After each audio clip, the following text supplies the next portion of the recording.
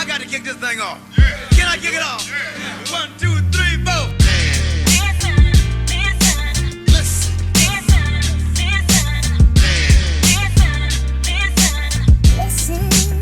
Ladies and gentlemen, listen.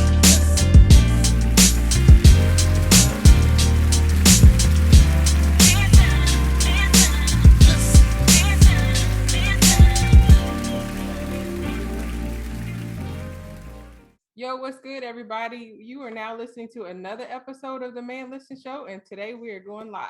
D's at Nat. Flavor to your function. D's daiquiri. Good people, good vibe, one drink at a time. Good people, good vibe, one drink at a time. Flavor to your function. D's daiquiri. Good people, good vibe, one drink at a time. Good people, good vibe, one drink. Wanna kick back, wanna just vibe. Word kick back. Let me first slide to the drink store. Let me just buy DD drink mixes, all of them fire. Fill me up a case, I'm finna drop bread. Marvelous mango, classic and red. Took them to the party, these folks won't leave me alone. They wanting me to share, they better get their own. DD's at Nat.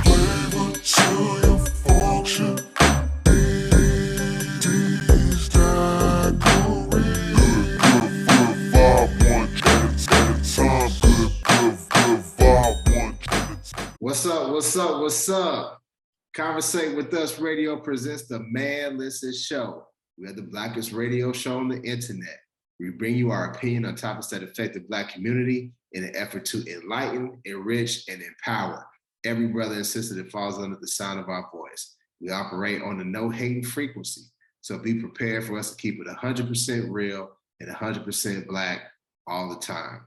Please follow the show on Facebook, Instagram, and Twitter at Man Listen Show. You can also subscribe to the show on iTunes, Spotify, YouTube. Make sure you give us a comment. Make sure you give us a thumbs up. And make sure you share the show and tell everybody about the blackest radio show on the internet, the Man Listen Show. I'm your host, Mark B. Let's bring the crew in. All right, y'all. So, a lot of news from the NFL. Y'all's favorite sport, especially about one player, brother AB, Antonio Brown. This dude, man, has had a long history of being, I'll be kind and say eccentric in the NFL. And he signed on with the Tampa Bay Buccaneers. And I think he, outside of the little trouble he got into, and we'll talk about it in a little bit, was having a pretty strong season, if I'm not mistaken. But he was playing Sunday, and something happened, man, where he became disgruntled with the coaching staff or whatever. And this dude stripped down, halfway naked, took his pads off, shirt off, was walking around no shirt, and basically just left the field, middle of the game. I think it was either right before halftime, or I don't know. I know he had a whole second half to play, man. But it was after. It was in the third quarter. It's third quarter. Okay. So a lot of going back and forth on why he did this. I mean, some people were saying it's because the coaching staff was trying to bench him because he had some incentives that he was on the cusp of earning. And that's the reason why he went, in the left field or exited stage left. Some other people just said that that wasn't the case. He said that he was injured and he chose not to go back into the game.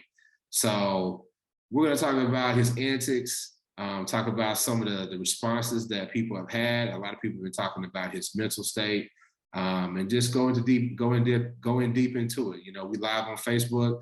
Make sure if you got a comment, you got a question for the crew, leave it in the comments. We'll go ahead and we'll address it. And let's just get started. So I'm gonna start off with my two sports experts. Live, what do you think, man, when you saw it happen? Were you watching the game live, or did it buzz in and you saw it? Nah, in one of on Sundays when I'm watching NFL, I probably got 3 different group me's or text chains going with different groups of people, and somebody had sent one to me in that like a little video, and that's when I watched it, and I was like, man, this dude is bananas, And that's the first thing that came to my mind was like you said, that's something just I've never seen that in my life, in anything. It reminded me kind of Dennis Rodman. You remember he took his shirt off, but he had got ejected from the game though. That's a little different. But he took his shirt off and just went to the locker room, threw his stuff in the crowd. But Antonio Brown, it unfortunately, it didn't shock me because he's always, like you said, been on the eccentric side. Yeah. I mean, he's had a long history of doing so. I mean, like, correct me if I'm wrong, he was playing for the Steelers and they were in the middle of a game or whatever. And this dude was like live on Facebook or Instagram. It was in the locker room right after the game because I remember because that's when they beat the Chiefs in the playoffs. Okay, it was at Arrowhead. And he was live streaming Mike Tomlin's. So talk to the team, which they usually have something, and then when the cameras come in, they have a more family friendly per se version of what they say to the team. But before the cameras get in there, they be talking, spitting the hot fire. Yeah. It's locker room talk. Yeah, locker room talk. As Trump would say, locker room talk. So yeah. So he's had a long history of doing kind of, I wouldn't say like sketchy stuff, but just like stuff that's just not smart. Just stuff that you just don't do for the team. Silly stuff. I mean? Yeah. So, see, what'd you think? So I wasn't watching it live, but I had on the NFL mix, Direct TV, where you have like several screens up. And so I was watching with my son, and he actually was like, "Oh, snap!" He's like, "Antonio Brown's tripping." I don't remember which game I was. I was in the upper left. So I hurried up and went down to his screen and rewinded it and took a look at it. And then, of course, the announcers was replaying it. And I was just like, man, this boy is like wild. And like my initial reaction was just like, he's got to get it together. I really thought that he wasn't getting the ball enough at the time, just because I know he had those incentives coming up. And so I immediately went to like my ESPN app and I saw that he had like 5 catches. And Gronk had, I think it was like maybe 10 or 15, but that's Brady's go-to. But there were several people who had like 5, 7, 3, and here, like Brady was distributing the ball, really trying to win and get everybody catches. So that's what I initially thought it was. But then, after a while, like, I kind of just had to like, check myself and just, really think about like, how we like attack like, Black men and people when they're going through stuff, how we handle people that are going through mental illnesses. So I kind of not so much like felt sorry for him or took up for him, but I just know that really like his on and off the field antics really started after he got knocked out. I think Michael Strahan might have been the first one to say that. And I think like after I went back and took a look at that, I'm like, okay, well, most of these incidents and events did happen after that. So I really just think he needs help. I mean, I'm still laughing at the memes, Black people, we make, we find the humor in everything. So, it's still funny, but I still feel bad for him. He really does need help. I found it interesting to see that he was still on the team today. So they was talking crazy on Sunday about how he was no longer a Buck, but now on the first day that they could release people, he's still on the team. So I don't know if that's more administrative on the back end. They don't know if they could release him because of his contract or if they still got to pay him or how that all works out. But I'll be interested to see if they maybe take some responsibility over what happened. And you know what I mean? Because it's kind of like, well, this person might have really did something on the, on the back end that we don't really know about to make him mad, that they're reconsidering whether or not he should still be on the team. And then, they never going to tell on themselves and be like, yeah, we did kind of do some shady, whatever. And so we're not going to cut him. Here's the thing, though. He was on the cusp of getting $1 million in incentive money. He was going to get incentive money for touchdowns. I think he was like 2 touchdowns away from getting like $333,000. He had another incentive for a number of receptions, right? And I'm thinking the other one was like yards or whatever. Yeah, so, it was yards. Yeah, so whatever it was, it would have totaled $1 million. And he needed it. I mean, I don't know how much he's made in contract money, throughout his career in the NFL.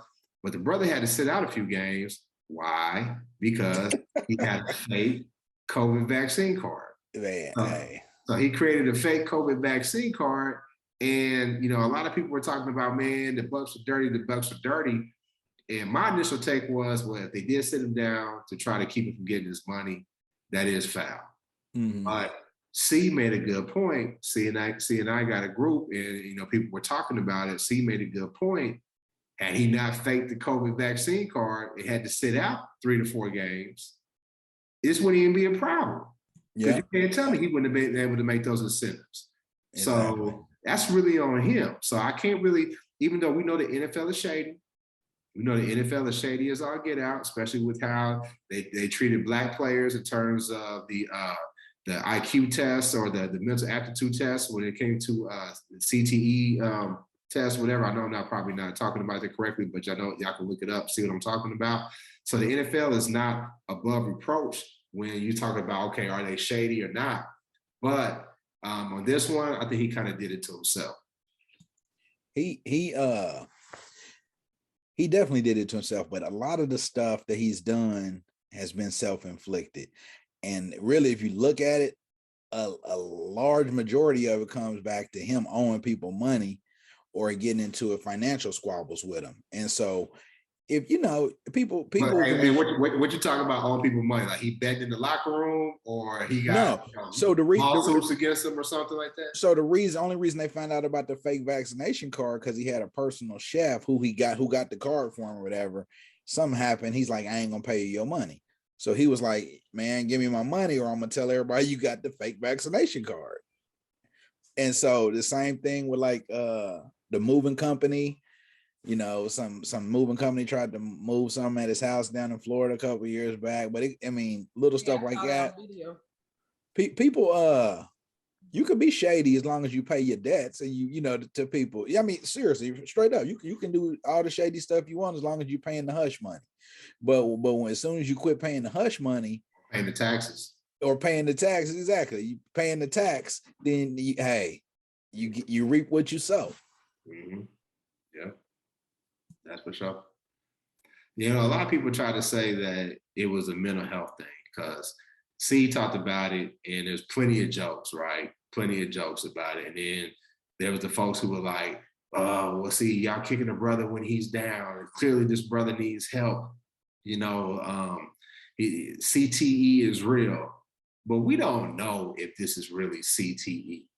Exactly. You don't know if it's CTE. He plays one of the positions in the NFL that has the most divas in history. You look at, down the line, if you talk about a diva in the NFL, the wide receiver position is that, right?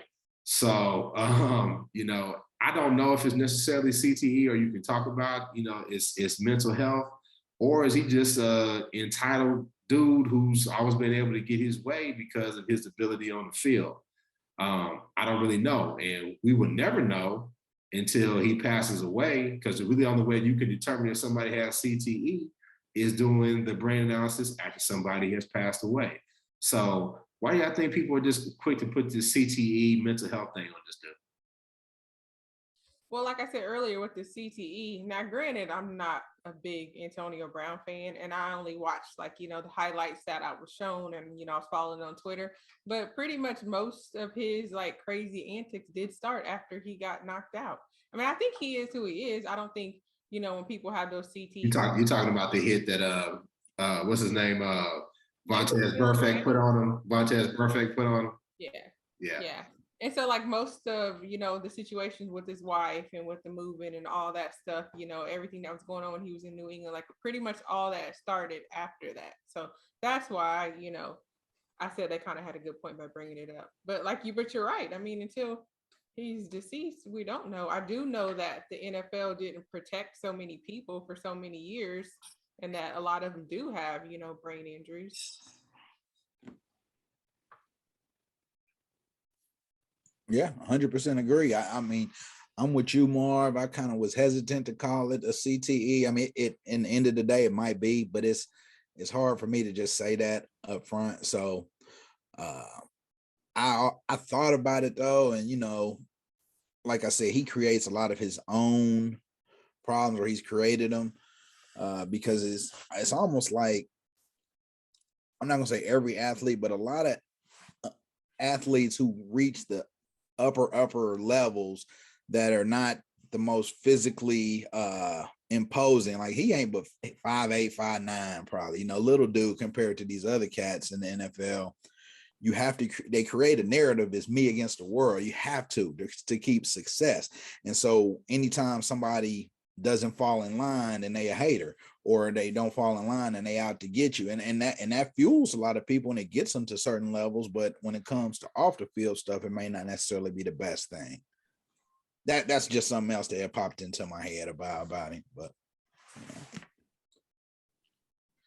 does it even have to necessarily be CTE? Can't we just say that this brother has mental health issues?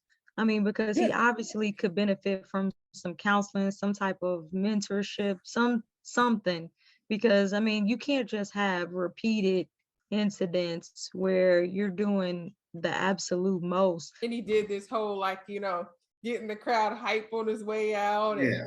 And jumping up and His ankle was down. supposed to be hurt. But his ankle was supposed to be hurt. So right? that's why I didn't entertain that at all. When people were like, he was hurt, I'm like, no, he was like jumping. It reminded me of back in the day when Reggie Miller said his knee was hurt, and then he beat Jordan and he's jumping up and around and spinning around. I'm like, nah, Antonio Brown. Or Paul Pierce faking injuries in the finals. Well, Paul Pierce gets carried to the locker room and then runs back out. I'm like, nah. Hey, listen. Paul Pierce as a person is kind of sketchy, but he was on that team with KG, and when he came out the locker room, I was in the bar in Houston, Texas, with a bunch of Lakers fans, and I said he came out like Willis Reed. Yeah, Paul was definitely with the theatrics. I don't think Paul's sketchy though. I'm like, you can call my boy sketchy. Another thing though, apparently the coach for the Buccaneers said that he asked Antonio Brown to go back in the game, and Brown was like, no. He asked him again, and he said no. And the coach said, well, I told him to get out of here then. So to Erika's point, that's part of the reason I was thinking, I was like, man, that gave him an out to do what he did. If the coach said get out of here or leave or go whatever, then you can't say he abandoned if they told him to go, So that might be part of the reason why. Here's the thing though. If you refuse to go back into the game, because he said of an injury though, and that's one of those, that's always a shady thing, because the doctor's going to clear you to play because he's doing what's best for the team, but personally you have to be comfortable enough to go out there, and that's always been an issue. That's why I said none of it's making sense until we actually hear and somebody tells us what happened. Because if your ankle was hurt, why are you playing anyway? And if you're mad about not getting incentives, then you wouldn't be mad because he's trying to put you back in. It's like nothing. The only thing we know for a fact is he ran out on the field, got the crowd hype, and then went to the next game the next day. It's all self-serving. It's all self-serving because it's attention seeking. Yeah. A temper tantrum. And Erika made the point, it doesn't have to be CTE to be mental health. Well, clearly he suffers. I mean, he's not the most mature person. No. Lack of impulse control is a real thing with this dude. And he would benefit from having some sort of mentor talk to him. But a lot of people not a lot of people, somebody posed this question and I put it out there. There was a large amount of people who came to his defense because they said this was mental health, right? There was an even bigger amount of people who was like, nah, man, this dude is this out of control, immature, get him out of here, whatever. The comparison was made, and I didn't make this comparison, but I'm putting it out there for discussion. The comparison was made to when our sister Simone Biles sat down because she was having problems with, challenges with her mental health during the Olympics versus AB, who many people say is clearly suffering from some sort of, you kind of want to be careful when you say mental illness versus mental health, but we'll just say they're having a mental health episode. He didn't get the same amount of grace that Simone Biles is getting. Now, somebody put that out there. Do you feel that's a fair comparison? So I don't think it's a very good comparison. I do think if they were going to make that comparison, it have to be somebody who didn't already have 4 or 5 other. I mean, because that was Simone Biles' first incident. Like, we've never seen anything like that from her before. and she didn't, she took a step back, and it was, I guess I guess more or less the way he handled it. Like, him quitting on his team, running off the field, throwing his hands up, going to the NBA game the next day. That's why I just don't think you can compare the two. Like, it doesn't make Yeah. sense to me. Yeah, that's it's not a team sport as much as football. And she was being a good teammate through her whole situation. She was out there cheering them on. She didn't abandon them. She didn't, make herself a sideshow and rile up the crowd as she's walking to the locker room. I mean, that kind of thing. So that, I don't think it's a good comparison, but I mean, on the surface, essentially they both did the same thing, but it's not a good comparison to say they're similar. But I definitely think it's an apples and oranges situation. I think you're right. She handled it with class. She was there as a good teammate, another coach on the mat, and she, represented herself and her family and her country with dignity and grace in comparison to what this do. But I think the biggest comparison, or the point of that comparison, was to be, are we harder on Black men when it comes to mental health versus Black women? I think and Black men versus Black women, I don't want to put it in those terms, but I will say masculine. I mean, football is a very masculine sport, right? So we're automatically going to be harder on them.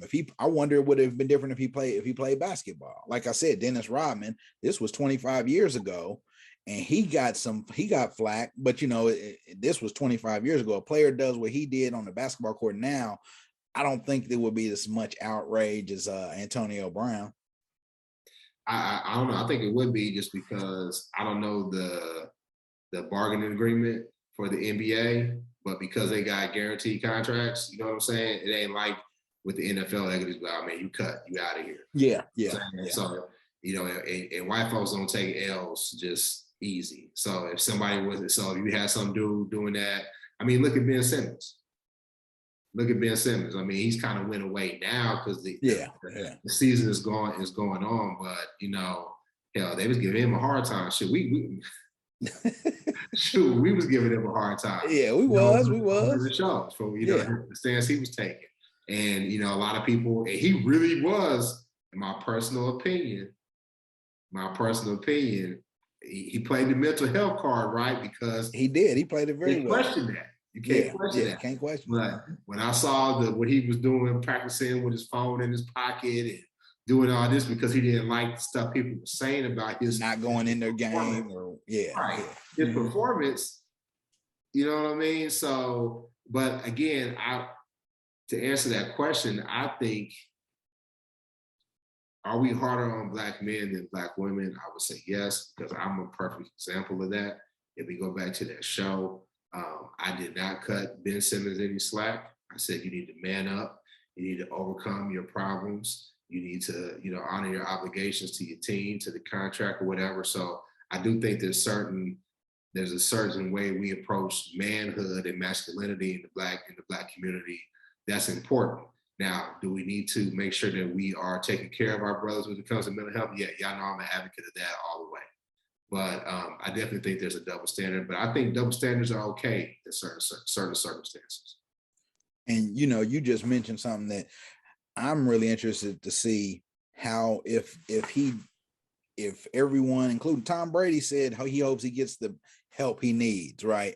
This is a guy that played with him, is in the locker room with him every day. So maybe those guys already knew he was a little thrown off a little bit, right? So I'm interested to see how the NFL, if they step up and provide some kind of assistance.